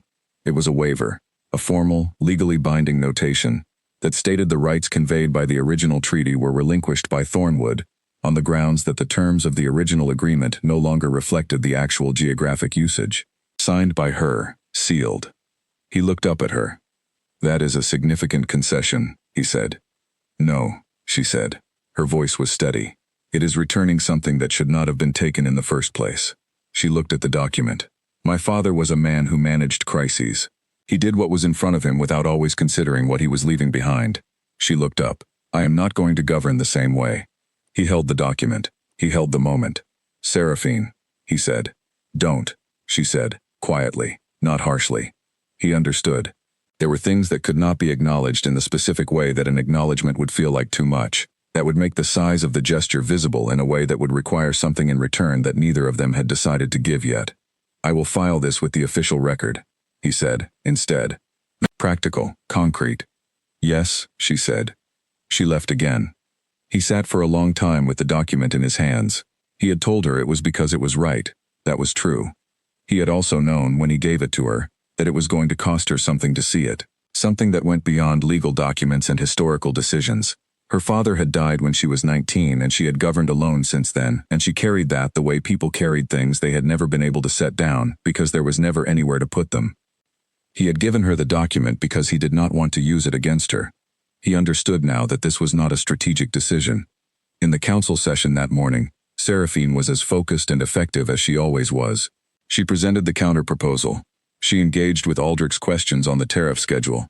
She said something dry and precise about the patrol zone language that made two of the scribes cover their mouths. She did not look at Kalian any differently than she had yesterday. But at some point during the midday break, sitting across from him at the working lunch that had become their habit, she picked up the bread basket and passed it to him without being asked. And the gesture was so ordinary and so unconscious that she clearly did not notice she had done it. He noticed. He took the bread. He said nothing. The treaty document was filed that afternoon with the official summit record, annotated with her waiver notation. Aldrich reviewed it and was confused. He came to Kalian privately to ask about it. "The original terms are outdated," Kalian said. "The notation reflects the current reality." Aldrich looked like he wanted to say something about the legal advantage that had just been returned. He did not say it. He had been watching his king and the Thornwood Queen for 2 weeks now, and some things he understood better than to question. He filed the document. Dorian Fell, who was thorough, found out about the document's existence 2 days later. He found out about the waiver notation 1 day after that. His intelligence report to Kisara that evening was the first one in 3 weeks that contained something close to concern. Whatever was happening between the King of Arden and the Queen of Thornwood, it was no longer behaving the way a calculated political performance behaved. Kisara was going to need a new approach. The attempt came on a night that felt like all the other nights. That was the thing about it that stayed with Seraphine afterward. How ordinary it felt, up until the moment it wasn't. She had reviewed her evening correspondence and spoken briefly with Hedda about the progress on the Crane situation. She had gone to her room at 10, which was earlier than her usual hour, but the previous 3 days had been dense with work and she had been feeling the accumulated weight of it. She had been asleep for perhaps 2 hours when she heard it. Not a crash, not shouting. A sound that was wrong in the specific way that sounds were wrong in a building she had been living in for 3 weeks, and whose rhythms she knew without consciously knowing them. A door closed too quickly. A step pattern in the east corridor that was not a guard's pattern. She was out of bed before she had fully processed this. She had her knife. She always had her knife. On the table beside her bed. A habit from the 3rd year of her reign, when there had been a situation she did not discuss. And she was in the corridor in 11 seconds. The east wing was Kalian's wing. She crossed the junction at a pace that was not a run but was close to it, her guards materializing from their posts at the ends of the corridor and falling into step with her without being summoned. She did not explain. There was a sound that had been wrong, and the wrong sound had been in the east wing, and that was enough. She was through the east wing door before the guards there had finished identifying her, because 2 weeks of navigating this citadel had given her the layout in her body, the way spaces you live in get into your body, and she knew which door and she was going. Kalian's outer room was in chaos of the particular kind that followed something that had been fast. A table overturned. 2 guards, his, and one she did not recognize, were on the floor, not still, alive but down. A 3rd man was at the far side of the room, being restrained by 2 of Kalian's guards, his arm twisted back. Kalian was standing near the center of the room. He was not on the floor. He was not still.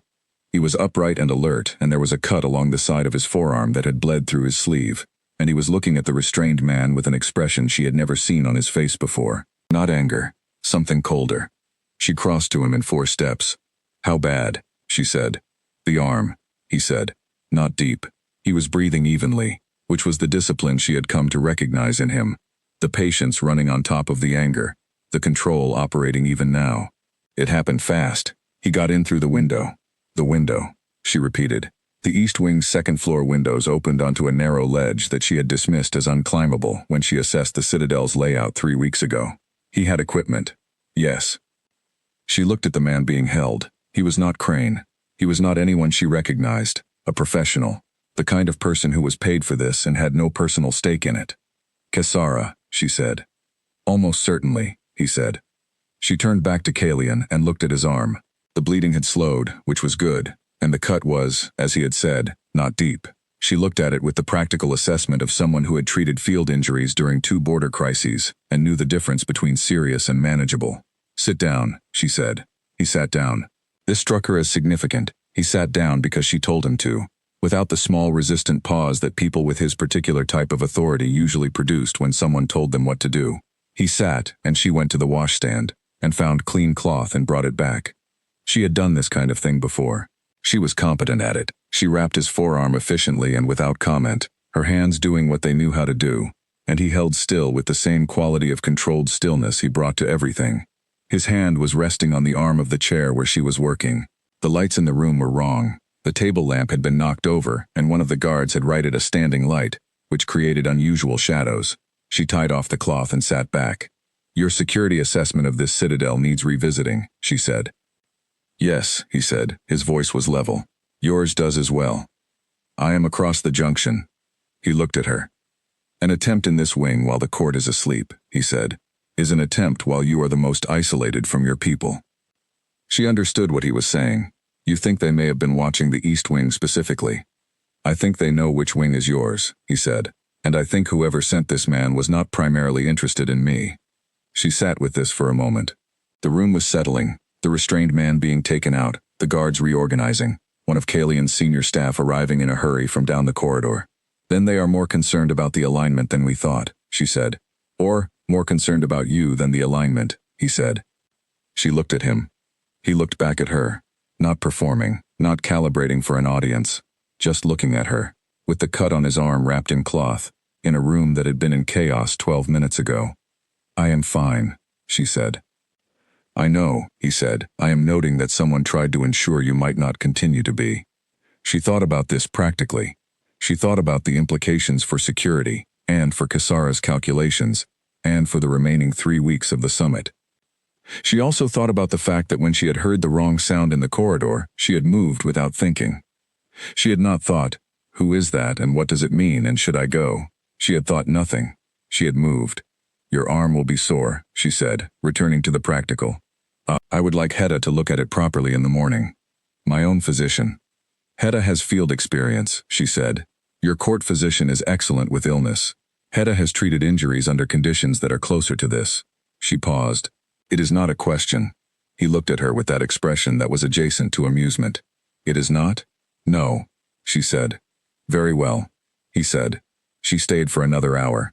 Not because she had planned to. Not because any of the terms required it. Because the room needed to be assessed and the security coordination required decisions and someone needed to speak with Kalian's general about the immediate response, and she was the person most awake and most clear-headed who was available to do these things.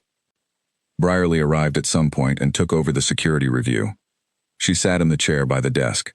Kalian sat in the chair by the window, wrapped arm resting in his lap, present and observant and not, she could tell, going to go back to sleep. Neither of them was going back to sleep. They talked. About the summit at first, and the immediate security response, then about less immediate things. She asked him once, carefully, what would happen to Arden's governance structure if the succession question were not settled within the year. He told her. She filed it in the practical part of her mind and then found herself, against her own better management, thinking about what it would mean for the kingdom. Not the strategic reality, the human one. She asked him a question she had not intended to ask. Is there anyone who advises you on that? On the personal dimensions of it, who you actually trust? He was quiet for a moment. No, he said, simply. She had expected him to name someone. She had not expected no. There was someone, he said after a moment, earlier, when I was younger and the rain was new. He died 4 years ago. She did not ask for more. She held the information the way he held his information, carefully, with respect for what it was. I have Hedda, she said after a while, for intelligence. And Brierly for field decisions. But the personal dimension, no. It has been a long time. He looked at her across the room. I know, he said. The lamp burned through the rest of the night. She fell asleep in the chair at some point she couldn't name. The way sleep came when you had been awake long enough that it stopped waiting for permission. She woke up when the light changed, gray morning coming through the east windows, and found herself in the chair with a blanket over her that had not been there when she fell asleep. Kalian was at the desk, awake, reading. She did not ask about the blanket. Your Hedda, he said, without looking up from his document, should come at 8. I'll send word, she said. She stood up. She was stiff from the chair. She stretched her neck and gathered herself and was, in 30 seconds, the same contained, present, professional person she was in every corridor and every council session. She went to the door. She turned. He was watching her. She did not have a thing to say. There was not a sentence available that covered what had happened in the room, or the blanket, or the chair, or the no, that had sat between them in the dark, like something they were both agreeing to hold carefully. 8, she said. 8, he said. She walked back to her wing in the early morning light with the blanket's warmth still on her shoulders and the knowledge, quiet and certain now in a way it had not been certain before, that whatever they were doing was not what they had agreed to do in a small room with a candle 3 weeks ago. She was going to have to decide what to do about that. She thought she probably already had. The morning of the 45th day, Seraphine's private correspondence included a sealed letter from her trade minister at home, which was routine, and a sealed letter from her council's senior advisor, which was also routine, and a plain, unaddressed note slid under her door at some point before dawn, which was not. The note was from Brierly. 4 words, movement on the road. She was dressed and out of her room in 4 minutes. The road south of the Citadel, the one that led toward the Kisaran border representative station, had a rider on it. One rider, moving fast, east. Not the merchant courier pattern. A formal dispatch. Fell, she said. Brierly nodded. His private courier, the one he keeps separate from the official Kisaran diplomatic relay. He is sending something that he doesn't want to go through official channels. Yes. She thought fast. Can we get ahead of him? Not without revealing we were watching. She stood for a moment in the corridor with the cold of early morning coming through the window at the end of the hall. Fell had moved. Whatever he had spent the past 6 weeks watching and assessing, he had now packaged and sent to Kisara's decision-makers with a recommendation. She needed to know what the recommendation was, not in 3 days, when it arrived. Now. She went to find Kalian. He was already awake. She had the sense that he had never fully returned to his previous sleep patterns after the night of the attempt, that he now existed in a state of light alertness that activated before the normal day began. He was at his desk when she knocked and entered. She told him about the rider. He listened without interrupting. At the end he was quiet for a moment. Fel has made his decision, he said. Yes, and Kisara will move based on it within days of receiving it. Which means we need to know what they're going to do before they do it. We need to make what Fel told them irrelevant, she said. Whatever his assessment, whatever his recommendation, we need Kisara to receive it and conclude that acting on it carries more risk than they're willing to take. He looked at her. You're talking about a formal public announcement. Yes, she said. Something that, if it holds, gives Kisara a calculation problem they can't solve through standard pressure. A formal public announcement of a genuine alliance between Arden and Thornwood was not what they had agreed to. The performance had been a private arrangement intended to suggest something without committing to it. What she was describing was a commitment. Real, not walked back. Something that would change what both their courts expected, what both their kingdoms planned around, what both their futures looked like. He was very still. This is past the terms, he said. Yes, she said. You understand what it means. Not just for Kisara's calculation, for Arden, for Thornwood, for both our courts. I have been thinking about nothing else since the night of the attempt, she said. Kalian. She said his name the way she said it, only when there was no audience, the way it actually sounded when she meant it. I think Fel told them it is real. He held her gaze. I think he spent 6 weeks watching us and concluded that whatever began as strategy has become something genuine, she said.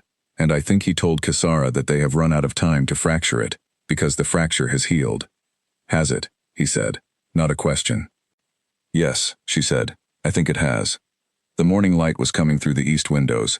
The citadel was not yet fully awake. In the corridor outside his rooms, a guard changed shifts with the quiet efficiency of people who had been doing this for weeks and knew their routines. He stood up from his desk. He was not performing anything. There was no one to perform for. He crossed the room and he stood in front of her, and she held his gaze because it was the only possible thing to do in this room at this moment. I am not good at this, he said. It was what she had come to understand as his most honest register, the voice he used when the patience gave way, and the thing underneath came through. I know how to govern. I know how to hold a kingdom. I have not known how to do this. Neither have I, she said. I have been governing alone since I was 19, and I have been very good at it, and it has cost exactly what you might expect it to cost. He was quiet. I am not asking you to stop being the king you are, she said. I am not going to stop being the queen I am. We do not have to become different people for this to be possible. She paused. I have been looking for a reason why it isn't possible. I have been looking very hard. And? He said. I cannot find one, she said. That is not something I say lightly. He reached out and set his hand against the side of her face. His thumb rested against her cheekbone. His palm was warm, warmer than the morning room, warmer than she had expected. She felt it in the specific way you felt things that had been possible for a long time before they happened. She set her hand over his. She held it there. They stood in the morning light in his room, not performing anything for anyone, with the rider already down the road toward Kisara, and the summit entering its final weeks and 2 kingdoms waiting at home, and the thing between them was exactly what it was. Not a calculation, not a strategy, not a performance that had outlasted its function. Something that had grown in the space between 2 people who paid very close attention to everything, and had started paying close attention to each other. A formal announcement, he said. Yes, she said. I will speak with Calloway this morning. I will speak with Hedda and Briarly. He lowered his hand. She lowered hers. The practical world was there, waiting, as it always was. There will be resistance, he said, from both our courts. Yes, she agreed. There will be. She thought about Aldrich's careful, startled face at every new thing. She thought about Vera saying alone, in the tone of someone who had been watching their king carry something for years. And there will be people who are relieved. He looked at her. Vera, she said. Your court has people who will be glad. He did not say anything. He did not have to. She went to the door. At the threshold she stopped, not because she had something unresolved, but because there was something she had been holding for weeks that she wanted to put down. The fear is less, she said. I told you that in the library. I want you to know it is still less. I do not think that is going to change. He stood by the window with the morning behind him. The anger is less too, he said. Since you asked. She smiled. She had a smile she did not use very often. Not the formal court smile, not the diplomatic careful smile, but the one that happened when something was simply true and good. She let it happen. Then she went to begin the work. Calloway heard about it first, from Kalian, over a working breakfast that had been scheduled as a security debrief. He was quiet for a long moment after Kalian finished. He had the expression of a man who was recalculating several things at once and was professional enough to do it without showing most of the calculation.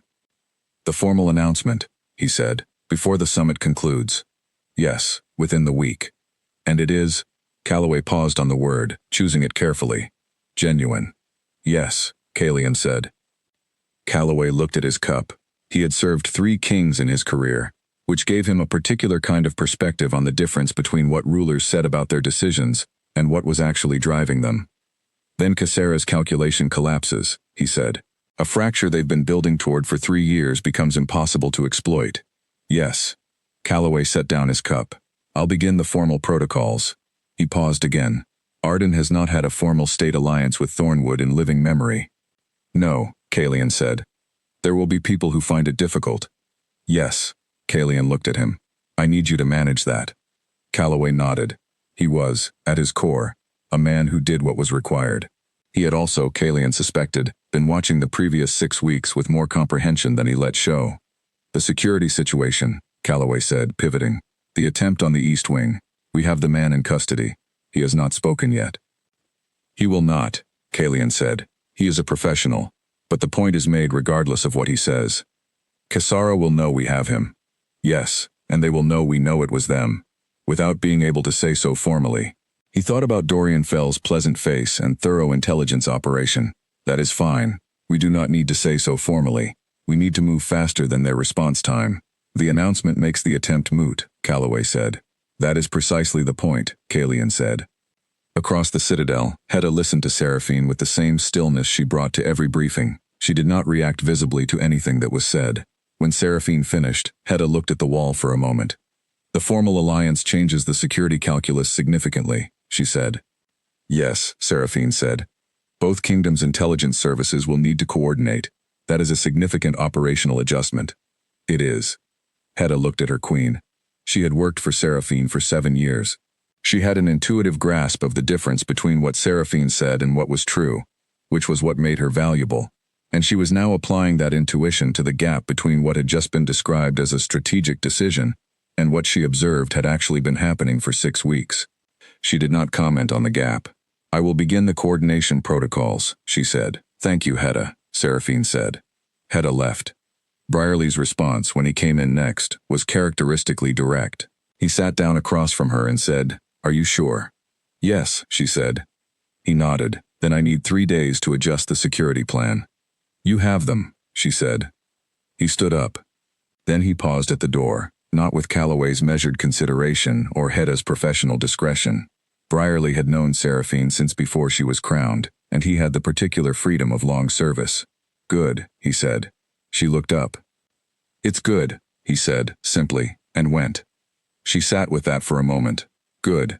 Brierly did not offer opinions on things that were not his business.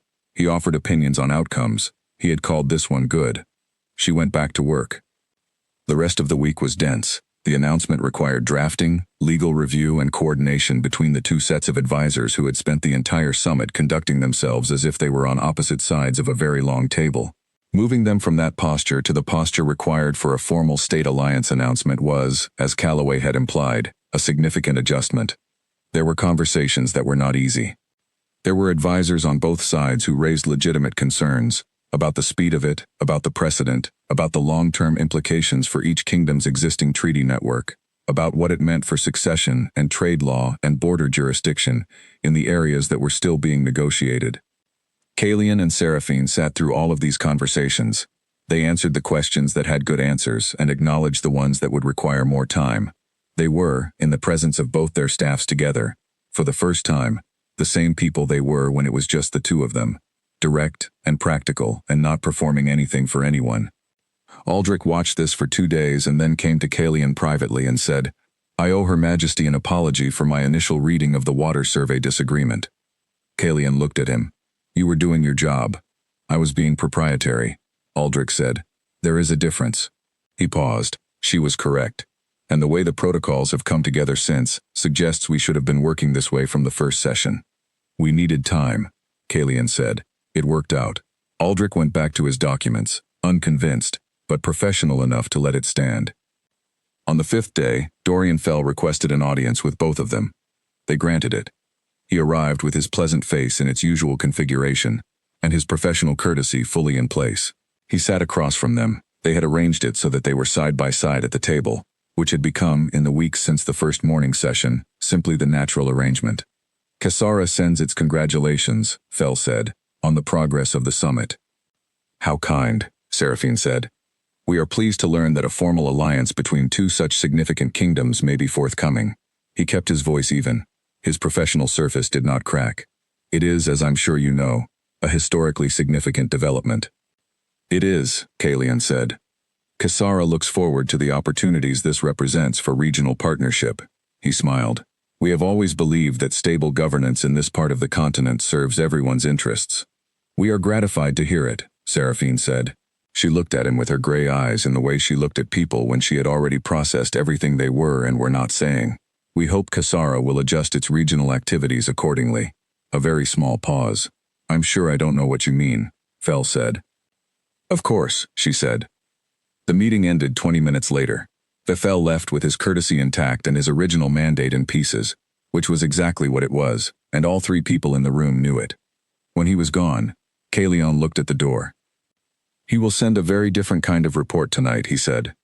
Yes, she said. Kasara will need time to develop a new approach. Long enough for the alliance to set, she said. Like stone. He looked at her. Stone takes time, he said. Then we give it time, she said.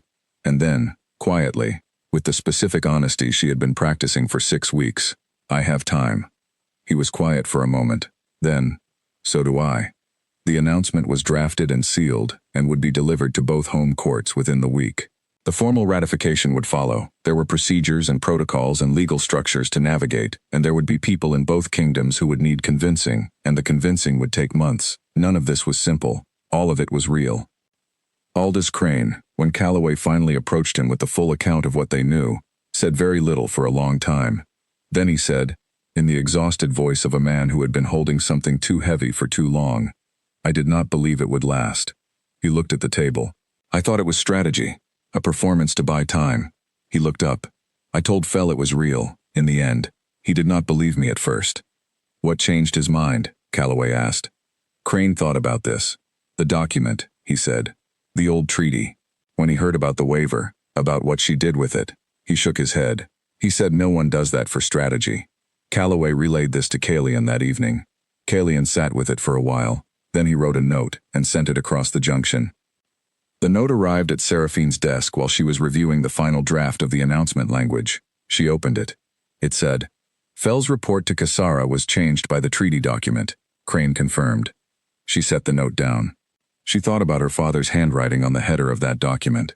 She thought about what it had cost to pick up a pen and write the waiver notation in the margin. Not the legal cost, but the other cost, the one that had nothing to do with law. She thought about the note that had come back 3 sentences long, telling her there was more to know, about the border courier and the 8 hours, about the breakfast table and the 2 cups of tea, and the quiet that didn't need filling. She picked up her pen. She wrote back, good. Then she added a line she had not planned, that came out of the truthful place she had been practicing using. The fear is still less, in case you were wondering. She sent it. Across the junction, he read it and set it in his personal correspondence case, where it joined the other things he was keeping. He did not write back immediately. He sat for a moment in his room with the evening coming through the windows, and thought about the past 45 days and what they had contained. The corridor at midnight, the library at 2 in the morning, the breakfast table in the storm quiet, the blanket he had put over her without being asked and without discussing it, the way she said his name.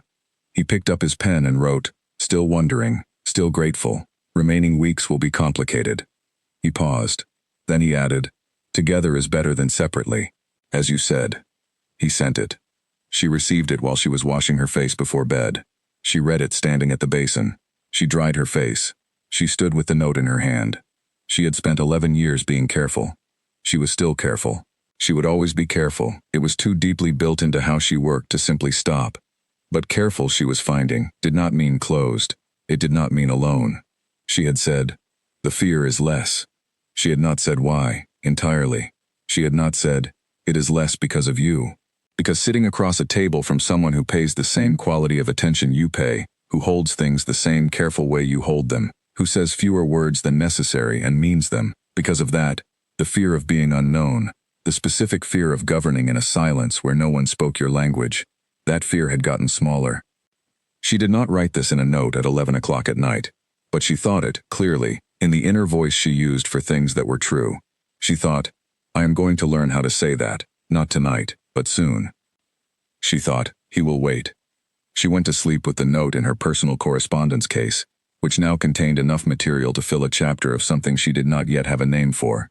She would find the name.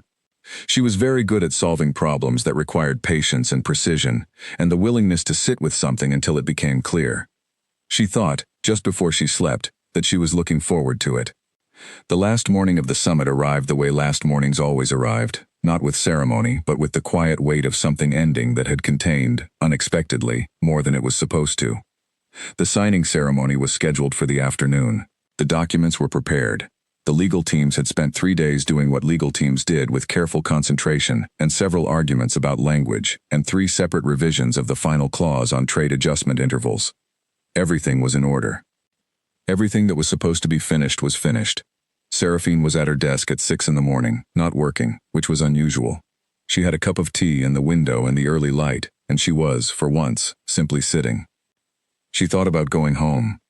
Thornwood was a kingdom she loved in the particular way you loved things you had built from a fragile foundation, with a full understanding of how close the whole thing had come to being different. The first 4 years of her reign had been 4 years of standing on ground that was not fully solid, managing people who were testing whether she would hold or give, proving in every decision and every corridor and every council session that she was what she said she was. She had held. She would keep holding. But she was going to go home different. Not smaller. Not softer, not less of the person she had spent 11 years being. Different in the way that something becomes different when it has been added to, when a room in you that was closed gets opened and found to contain things you had not expected, warmth and recognition, and the specific relief of being known by someone who was worth knowing. She was going to go home and govern Thornwood, and the world was going to continue to be complex and demanding, and full of situations requiring her full attention. And somewhere to the west, Kalian Voss was going to do the same thing for Arden. And the difference was going to be that they were going to do it in contact. There was a knock at her door. She said, "Come in," expecting Hedda. It was Kalian. He was not in formal dress. He had apparently also been up since early, and he looked like a man who had come from his desk directly rather than from anywhere else. He was carrying nothing. She looked at him. "I wanted to say something before today became the thing it's going to become," he said. "No preamble, no decoration. Before the ceremony, and the courts and the records." She set down her tea. "All right." He came into the room and stood where the light was good and she could see his face clearly. "I came here to buy 6 months," he said, "to solve a problem. I was very clear in my own mind about what this was and what it was not." He paused. "I was wrong about what it was not." She looked at him. She thought about all the things she had been carefully not examining for 7 weeks, and how examining them had been less frightening than she had expected it to be. "I know," she said. "I want to be honest about where I am," he said. "I am not good at this. I have told you that. I will be learning while I am doing it, which is not the state I prefer to be in. I am also not good at it," she said. "I have been managing alone for so long that the habit of managing alone is very deep. I will have to work against it." He nodded. "What I know," he said, "is that I am better in rooms you are in. I am more honest. I think more clearly. I reach the right answer faster." He held her gaze. "I have been looking for a reason why that should stop being true when the summit ends." "Have you found one?" she said. "No," he said. She stood up. She was very aware of the distance between them, and the fact that it was a small distance. She was aware of his hands and his face, and the way the morning made everything very clear and unambiguous.